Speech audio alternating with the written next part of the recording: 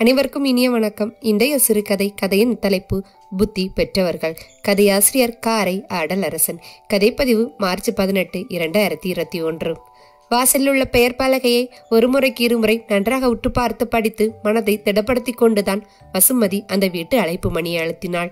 5 நிமிடத்தில் 40 வயது மதிக்கத்தக்க தனியாசலம் கதவை திறந்து இவளை குழப்பமாக பார்த்தார். நீங்கள் தானே நிர்மல்? விமல் கம்பெனி மேலாளர். இவள் சற்று தடுமாற்றத்துடனே கேட்டாள். ஆமாம் என்ற இவர் இன்னும் புரியாமல் அவளை பார்த்தாள்.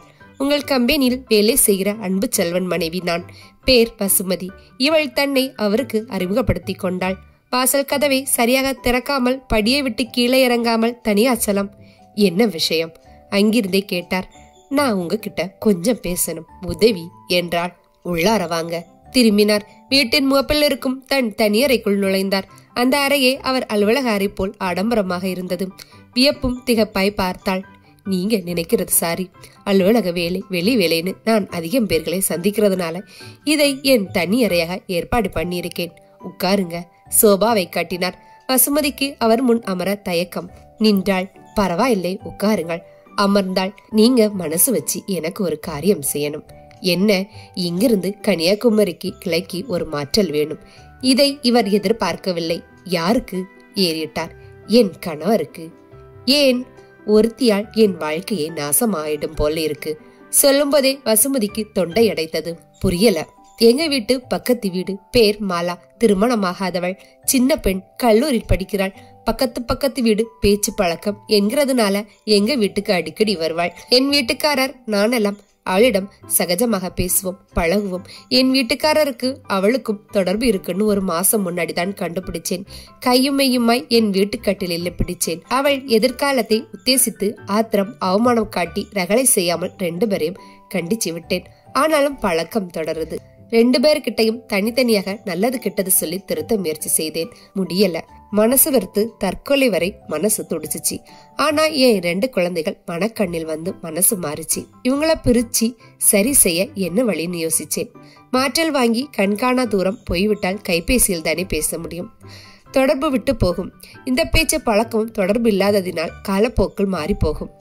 இல்லை, நான் ஆளை கண்டிச்சு திருத்திடலாம்னு நம்பிக்கை இருக்கு சார். மாற்றல் நீங்கள் மனசு வச்சா முடியும் சார். முடித்தாள்.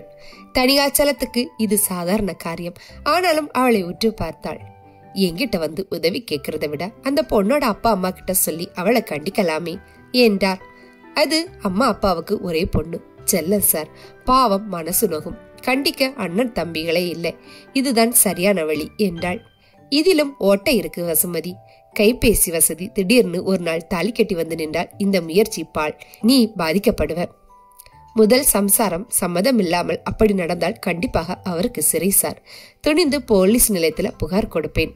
அவர் வேலைக்கு ஆபத்து. மனுஷனுக்கு சிறை என்றாள். ஆள் தெளிவாயிருக்கிறாள். தனியாச்சலத்திற்கு புரிந்தது. அப்புறம் இன்னொரு உண்மை. உண்மையிலே அவளும் என் புருஷனும் உயிருக்குயிராய் காதலிக்கல. அவளுக்கு வயசு கோளாறு. இவருக்கு ஆண்களுக்கே உள்ள சபலம். 2 பேரையும் பிரிச்சு போட்டா சரியா போயிடும் சார். அதாவது அன்பு செல்லனுக்கு மாற்றல் கொடுத்தால் எல்லாம் சரியாயிடும், அப்படிதானே? ஆமா சார். இந்த காரியம் பண்ண நான் உங்ககிட்ட ஒன்னு எதிர்பார்க்கலாமா? என்ன? பணமா சார்? அது தேவையில்லை. அப்புறம் இப்போ என் வீட்டுக்கு யாரும் இல்லை. மனைவி பிள்ளைகள் அவள் தாய் வீட்டிற்கு போயிருக்காங்க. நான் மட்டும்தான் இருக்கேன். புரியுதா? புரிந்தது. சற்றென்று அவளுக்கு நெருப்பு பற்றி திகுதிகுவென்று இருந்தது. ஒரு வாட்டி இருந்தா போதும், அடிக்கடி தொல்லை பண்ண மாட்டேன். எழுந்தார். அவ்வளவுதான். வசுமதியும் படக்கென்று எழுந்தாள். நெல்லுடா, நீ கூப்பிட்டா வர்றதுக்கு நான் ஒண்ணு தப்பான பொண்ணு இல்லை. நல்ல குடும்பத்துல பிறந்தவள். எனக்கு கற்பு பெருசு. என்ன உங்ககிட்ட காவ கொடுத்து என் கணவனை மீட்கிறத விட அவர் அப்படியே இருக்கிறது மேல். உறக்க சொல்லிவிட்டு பத்திரகாளியாக வெளியேறினாள். தனியாச்சலம் அப்படியே உறைந்தார். குப்பென்று வியர்வை கொப்பளிக்க மயக்கம் வந்தது. வீட்டிற்கு போய் விழுந்ததும் வசுமதிக்கு மனசு தாழவில்லை. பொறுக்கி அயோக்கி ராஸ்கல் என்ன நினைப்பு நினைத்து விட்டான். கட்டிலில் குப்புறப்படுத்த விம்மினாள்.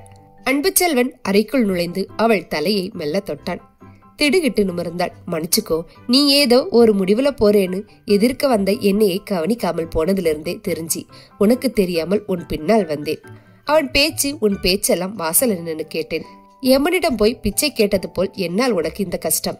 இனி மாலா என்ன, ரம்பா, ஊர்வசி, திலோத்தம்மன்னு எவ வந்தாலும் உன்னை தவிர இவளையும் ஏறெடுத்து பார்க்க மாட்டேன். இது சத்தியம். சொல்லி இறுக்கி அணைத்தான். வசுமதிக்கு மளமளவென்று ஆனந்த கண்ணீர். கணவன் மார்பில் சாய்ந்தாள்.